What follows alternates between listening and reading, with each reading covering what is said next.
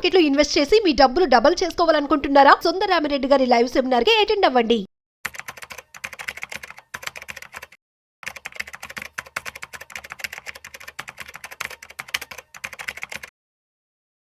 అనిల్ గారు నమస్తే సార్. నమస్తే అండి. Welcome to Vishnu talks. Thank you అండి.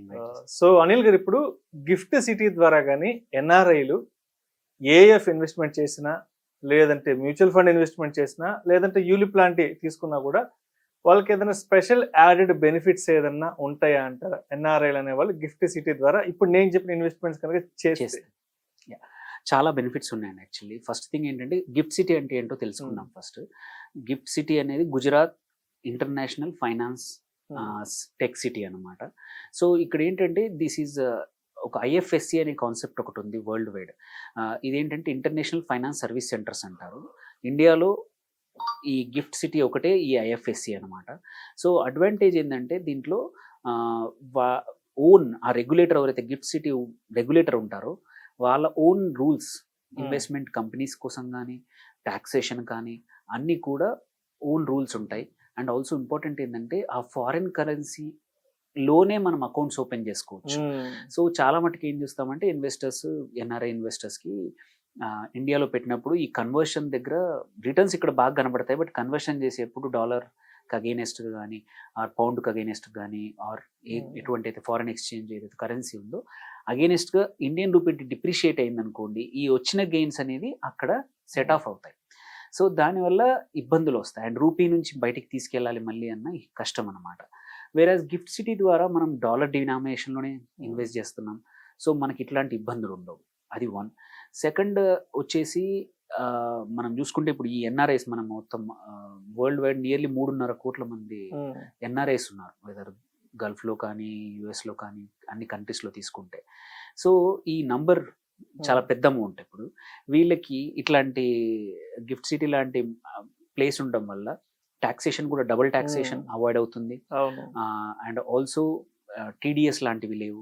ఇంకో ఇంపార్టెంట్ ఏంటంటే చాలా మటుకు సర్వీసెస్ మీద మనము జిఎస్టీ వసూలు చేస్తుంది గవర్నమెంట్. బట్ గిఫ్ట్ సిటీ ద్వారా వచ్చే సర్వీసెస్ ఏవైతే ప్రొవైడ్ చేస్తారో ఎటువంటి ఫైనాన్షియల్ ఇన్స్టిట్యూషన్, బ్యాంక్స్ కానీ ఆఫ్షోర్ బ్యాంకింగ్ యూనిట్స్ అని చాలా ఉన్నాయి. మనం ఈవెన్ ఇన్వెస్ట్మెంట్లే కాదు డిపాజిట్లు కూడా పెట్టుకోవచ్చు గిఫ్ట్ సిటీ ద్వారా. సో అక్కడ కూడా మీకు ఎటువంటి జిఎస్టీ లేకుండా ట్రాన్సాక్షన్స్ మొత్తం చేసుకోవచ్చు అనమాట. సో నీకు ట్రాన్సాక్షన్ కాస్ట్ తగ్గుతుంది, టాక్సేషన్ ఎఫిషియెంట్గా ఉంటుంది, అండ్ డాలర్ డినామినేషన్లో వెళ్తూ ఉంది, అండ్ డబుల్ టాక్సేషన్ అయినంత వరకు అవాయిడ్ అవుతుంది. సో అండ్ ఈజీగా డబ్బులు ఎప్పుడంటప్పుడు విత్డ్రా చేసుకోవచ్చు. It's IFSC. సో ఎటువంటి క్యాపిటల్ రిస్ట్రిక్షన్స్ ఉండవు అనమాట, క్యాపిటల్ అకౌంట్ రిస్ట్రిక్షన్స్ ఉండవు. సో ఇన్ని బెనిఫిట్స్ వల్ల ఏంటంటే ఏ కంపెనీస్ అయితే ఆర్ ఏ ఫండ్స్ అయితే ఏ మ్యూచువల్ ఫండ్స్ అయితే గిఫ్ట్ సిటీలో ఇన్కార్పొరేట్ అయి ఉంటాయో ఆర్ ఎటువంటి సెక్యూరిటీస్ లైక్ ఏదన్నా కొన్ని బాండ్స్, ఇప్పుడు ఏంటంటే మనం చూస్తున్నాం ఏంటంటే చాలా కంపెనీస్ బాండ్స్ అక్కడ ఇష్యూ చేస్తున్నాయి అన్నమాట. అక్కడ ఇష్యూ చేసినప్పుడు ఎటువంటి టాక్సేషన్ లేకుండా they can route through gift city. So ఈ అడ్వాంటేజెస్ గిఫ్ట్ సిటీ ప్రొవైడ్ చేస్తుంది. దెన్ సో దీని ద్వారా ఎలాంటివి ఉన్నాయి నెక్స్ట్ మీ క్వశ్చన్ ప్రకారం? ఫస్ట్ థింగ్ వెరీ సింపుల్ ఏంటంటే ఈవెన్ డిపాజిట్స్ కూడా చేసుకోవచ్చు అన్నమాట. చాలా బ్యాంక్స్ వాటి ఆఫ్షోర్ బిజినెస్ యూనిట్స్, ఓబియూస్ అంటారు, అక్కడ ఓపెన్ చేసే గిఫ్ట్ సిటీలో. ఆ గిఫ్ట్ సిటీలో అకౌంట్లు మనం ఓపెన్ చేసుకున్నాం అనుకోండి, ఆన్లైన్ ద్వారా ఓపెన్ చేసుకోవచ్చు. ఎన్ఆర్ఐస్ ఏ కంట్రీలో ఉన్నా సరే అక్కడ చేసుకుంటే ఈ బెనిఫిట్స్ వస్తాయి. అలాగే సింపుల్ యూలిప్స్ కూడా విచ్ అక్కడ నుంచి మనం తీసుకున్నాం అనుకోండి, అప్ టు 10 lakhs ఎటువంటి ట్యాక్సేషన్ లేకుండా నువ్వు విత్డ్రా కూడా చేసుకోవచ్చు. విచ్ ఈజ్ నార్మల్లీ మన డొమెస్టిక్ ఇన్వెస్టర్స్కి నార్మల్గా అయితే ఆర్ ఎన్ఆర్ఐస్ కూడా వేరే ఫండ్స్ తీసుకుంటే పర్ ప్యాన్ 2.5 లక్షల వరకు ఎటువంటి ట్యాక్సేషన్ లేదు. బట్ గిఫ్ట్ సిటీ ద్వారా అయితే 10 లక్షల వరకు ఒక్కొక్కరికి నువ్వు ఎటువంటి ట్యాక్స్ లేకుండా నువ్వు రిటర్న్స్ తీసుకునే అవకాశాలు ఉన్నాయి. Then coming to most popular దీనికన్నా కూడా ఏంటంటే మన రీట్స్ అంటాం, ఇన్విట్స్ అంటాం.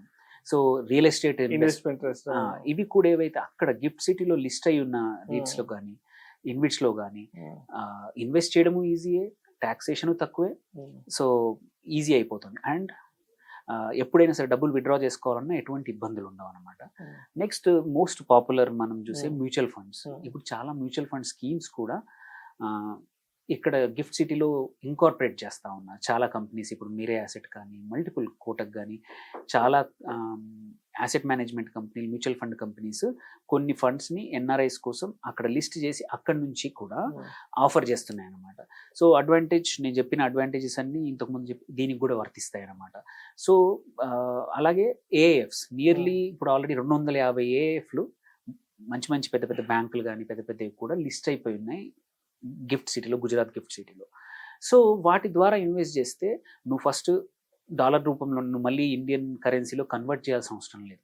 ఓకే, నీ డైరెక్ట్లీ అక్కడ యాజ్ ఎన్ఆర్ఐ నీ ఆర్ డినార్లో ఉంది, ఆర్ పౌండ్స్లో ఉంది, ఆర్ కెనేడియన్ డాలర్లో ఉంది, యుఎస్ డాలర్లో ఉంటే సింప్లీ డైరెక్ట్గా యుఎస్ డాలర్గా ఇన్వెస్ట్ చేయొచ్చు.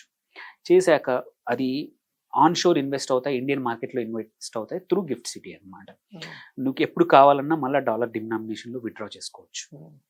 సో చాలా హ్యాజిల్స్ అనేది చాలా తగ్గుతాయి. కేవైసీ కూడా ఓన్లీ గిఫ్ట్ సిటీ కేవైసీ ఒకసారి చేస్తే సరిపోతుంది. అన్ని ఫైనాన్షియల్ ఇన్స్టిట్యూషన్స్కి ఆ KYC is valid. So like Indian మనం రెగ్యులర్ కేవైసీ లాగా అక్కడ కూడా అంతే. సో ఇన్ని అడ్వాంటేజెస్ ఉన్నప్పుడు ఎన్ఆర్ఐలు ఐ థింక్ ఇబ్బందులు లేకుండా గిఫ్ట్ సిటీ ద్వారా ఈ ఇన్వెస్ట్మెంట్ వెహికల్స్లో ఇన్వెస్ట్ చేస్తే ఆప్షన్స్ మాత్రం చాలా పెరిగాయి. ఎస్పెషలీ లాస్ట్ 1 ఇయర్లో చాలా అంటే చాలా ఫండ్ హౌసెస్, బ్యాంక్స్ ఒక ప్రోడక్ట్ కంపల్సరీ వాళ్ళ పోర్ట్ఫోలియోలో ఇంక్లూడ్ చేస్తోంది గిఫ్ట్ నుంచి. ఇంతకుముందు ఒక చిన్న కేస్ స్టడీ, చిన్న ఎగ్జాంపుల్ చెప్తాను. ప్రీ గిఫ్ట్ సిటీ ఇంతకుముందు ఏం జరిగేది, ఇప్పుడు ఏం జరుగుతుంది, ఒక ఇన్వెస్టర్ది ఎగ్జాంపుల్ తీసుకుందాము. లెట్స్ ఒక ఎగ్జాంపుల్, ఒక ఇన్వెస్టర్ దుబాయ్ నుంచి ఉన్నాడండి. ఒక 1.5 crores ఇన్వెస్ట్ చేద్దాం అనుకుంటున్నాడు ఇండియాలో. అప్పుడు లిమిట్ ఆప్షన్స్ కొన్ని ఉండేవి ఒక 5-6 years back. Mutual funds NRE కానీ ఎన్ఆర్ఓ ద్వారా మనము ఇన్వెస్ట్ చేయాలి. ఫేమా రెగ్యులేషన్స్, ఆర్బీఐ కంప్లైన్స్ అన్నీ కరెక్ట్గా ఉండాలి. మళ్ళీ రియల్ ఎస్టేట్లో పెట్టుంటే same liquidity process, real registration, కొంచెం టీడీఎస్ పేపర్ వర్క్ ఉంటుంది అండ్ నమ్మాలి కొద్దిమందిని. ఆల్సో టాక్సేషన్, ఇంట్రెస్ట్ రేట్స్ కూడా 2 కూడా ట్యాక్సబుల్. నువ్వు సపోజ్ ఎఫ్డి ఏదైనా ఫిక్స్డ్ ఇన్కమ్లో పెట్టినా వచ్చిన ఇంట్రెస్ట్ కూడా ట్యాక్సబుల్లే. ఆల్సో ఏమైనా ఈక్విటీస్లో పెడితే రిటర్న్స్ కూడా ట్యాక్సబుల్లే. అండ్ డిటిఏ ఉంటే పర్లేదు, లేకపోతే 2 చోట్ల ట్యాక్స్ కట్టాల్సి వచ్చేది. ఓకే, వేరాజ్ ఇప్పుడు గిఫ్ట్ సిటీ వచ్చాక ఏంటి పరిస్థితి తనిఖీ అనుకుంటే, ఫస్ట్ ఎటువంటి రిస్ట్రిక్షన్ లేదు ఓనర్షిప్కి. ఈజీగా సేమ్ ఇంతకుముందు ఎలా పెట్టగలుగుతారో ఇప్పుడు కూడా అలాగే investment is same. And important ఏంటంటే యుఎస్ డాలర్లోనే ఇంట్రెస్ట్లు వస్తాయి, ఎటువంటి కన్వర్షన్స్ లేవు, కన్వర్షన్ ఫీజు లేదు. అంటే క్యాల్కులేషన్ ఈజ్ వెరీ సింపుల్. నాకు ఇంతకుముందు ఇన్వెస్ట్ చేశాక ఎంత వస్తుందో అనేది చివరికి వచ్చాక చూసుకుంటే, స్టేట్మెంట్ చూసుకుంటే తెలిసేది. ఇప్పుడు అలా కాదు, ముందే నీకు తెలుస్తుంది. డాలర్ డినామినేషన్లోనే మీ ఎన్ఏవి కూడా డాలర్ డినామినేషన్లో వస్తుంది. సో అదొక అడ్వాంటేజ్. అండ్ 0% క్యాపిటల్ గెయిన్ ఐఎఫ్ఎస్సిలో లిస్టెడ్ ఉన్న సెక్యూరిటీస్లో అయితే ఎటువంటి సపోజ్ బాండ్స్ కానీ, ఆ ఇన్విట్స్ కానీ, ఆ రీట్స్ కానీ, ఆ ఏఎఫ్స్ కానీ అక్కడే లిస్ట్ అయ్యి ఉంటే ఎటువంటి క్యాపిటల్ గెయిన్ ట్యాక్స్ లేదు. అండ్ అన్నిటికన్నా ఇంపార్టెంట్, మనం చూస్తే మేనేజ్మెంట్ ఫీజు మనము 2% అంటాము, కొన్ని కేసులు హయ్యర్ పర్సంటేజెస్ ఉన్నా వాటి మీద అడిషనల్గా జిఎస్టీ కూడా 18% పే చేయాల్సి వచ్చేది. గిఫ్ట్ ద్వారా దానికి ఎటువంటి అది కూడా లేదు. సో ఇన్ ద ఎండ్ మనం తీసుకుంటే సేమ్ అమౌంట్ ఆఫ్ ఇన్వెస్ట్మెంట్కి నీ చేతికి వచ్చే returns much much much higher than through ఏమంటారు మనం గిఫ్ట్ ద్వారా పెడితే. సో ఎన్ఆర్ఐస్ కొంచెం స్లోగా ఆలోచించి ఇటువైపు గిఫ్ట్ సిటీ ద్వారా ఇన్కార్పొరేట్ అయిన ఫండ్స్లో కానీ వాటిలో ఇన్వెస్ట్ చేస్తే ఏంటంటే ఈ యాడెడ్ బెనిఫిట్స్ ఉంటాయి. మళ్ళీ ఎప్పుడైనా డబ్బులు సపోజ్ వాళ్ళు కొద్దిమంది ఏంటంటే నేను చూస్తుంది ఏంటంటే క్లయింట్స్ ఇండియాకి వచ్చేది లేనిది డౌట్ఫుల్ ఉంటారు. అలాంటి వాళ్ళు ఈ రూపీ కన్వర్షన్ చేసి పెట్టి మళ్ళీ రిటర్న్ తీసుకునేప్పుడు ఇబ్బందులు పడతా ఉంటారు.